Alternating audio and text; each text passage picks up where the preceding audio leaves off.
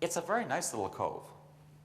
It's very picturesque, but it was also a deadly threat to New France. The British could land here and just walk up this road.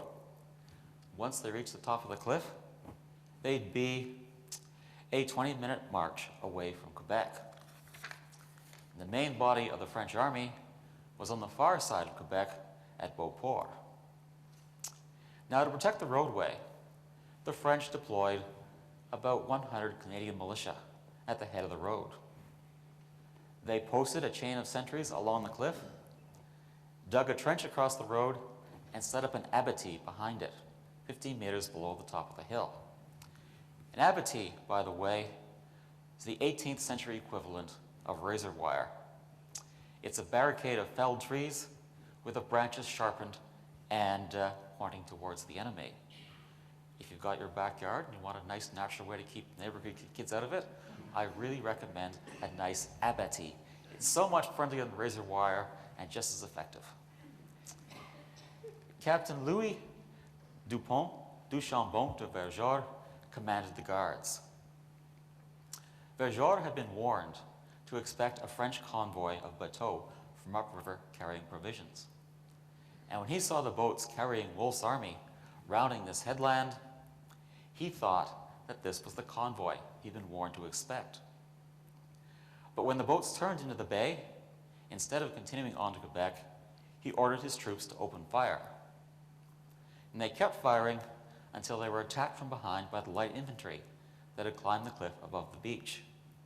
Here is a photograph of part of their battlefield. Outnumbered 4-1 by elite assault troops, the Canadians, who were armed farmers, not professional soldiers, held out for as long as they could.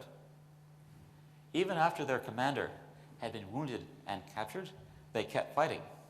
They fell back, regrouped, and continued to resist until the British attacked for a second time, and they were finally forced to retreat.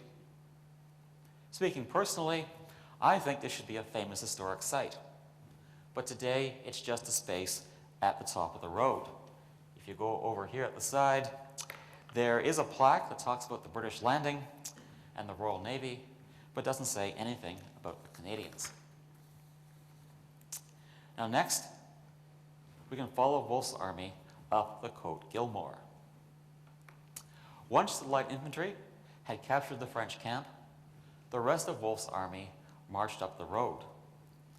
Unlike the beach and the cove, the road is still there. It's just a little wider now and paved.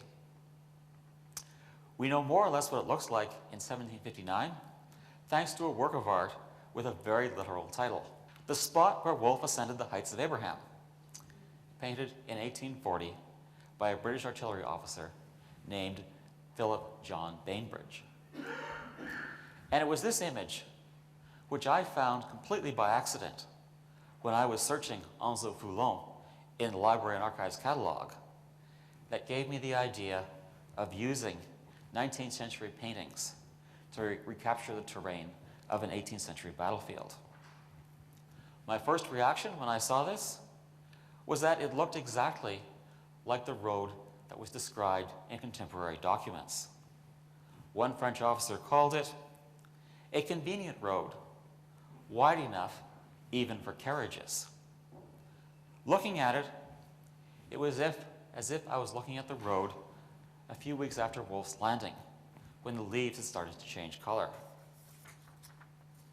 A perspective on history that I thought had been lost forever turned out to exist in this painting, which meant that when I wrote Northern Armageddon, I could say, here's the road I'm talking about. And this is important to me because this road is often represented as a tiny, narrow path. Sometimes people call it a goat path or goat track, as if there were wild goats living on the cliffs just outside Quebec. And sometimes they say that Wolfe and his entire army climbed the cliff instead of just the advance guard. So it was very good, for a historian it was unbelievably good, to find an image of the road that I could use to show people what it looked like.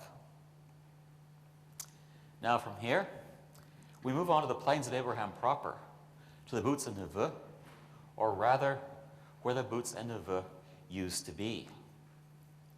Go to the Plains of Abraham today, look for these hills, and this is what you're going to see. You might just note the Martello Tower off to the right of the slope, such as it is.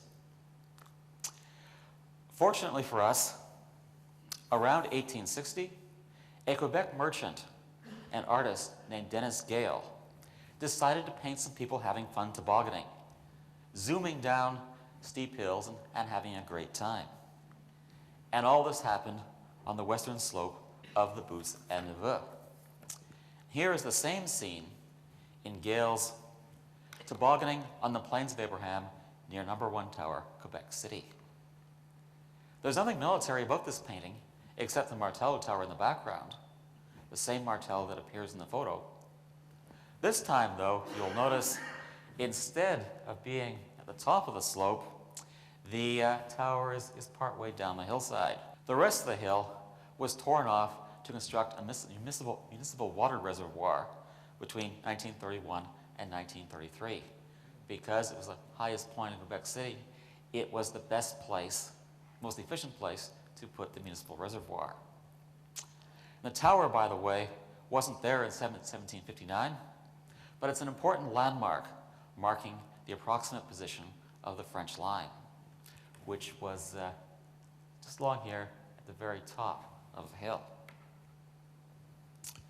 As far as Canadian military history is concerned, or maybe at least as far as I'm concerned, tobogganing on the Plains of Abraham is one of the most valuable paintings ever made. The landscape has been softened by what looks like 2 or 3 feet of snow, but the formidable height and the steep broken slopes that made the Buttes a natural fortress show up very clearly. And this harmless-looking hill is the geographic feature that had the greatest effect on the outcome of the Battle of the Plains of Abraham, and with it the history of Canada and the world. The French occupied these hills early in the morning of 13 September. And before I wrote Northern Armageddon, I used to think that it was Montcalm who had decided to line up the French army there. But it turned out to be a Canadian merchant and militia captain named Jean-Baptiste Pascal Magnan. When the British landed west of Quebec, Magnan became the first French officer to lead troops onto the Plains of Abraham and the first to engage Wolfe's army on the plains. Magnan only had 30 Quebec City militia with him, so that fight didn't last very long, and he fell back onto the Buttes. When the first French regulars arrived, Magnan persuaded them to take up position on the hilltop. In other words, what I would say was the smartest move the French army made that morning came from a Canadian militia officer, not a French general. But however he arrived there, holding the Buttes and Neveu put Montcalm in a very strong position. As long as he stayed there, he was holding the high ground at the head of a steep, rugged slope. If he'd wanted to, Montcalm could bring up artillery from Quebec, construct field fortifications, and pound the British line. Or he could wait for reinforcements to arrive and then decide whether or not to attack. Or he could just stay there and wait and force Wolfe to make an uphill charge over rough ground. Montcalm had already won 2 victories this way, at Carillon in 1758 and at Montmorency in 1759, by placing his army in a strong position and letting the British come to him. Instead, he chose to attack. When the last French regulars reached the Buttes around 10 a.m., Montcalm gave the order to charge.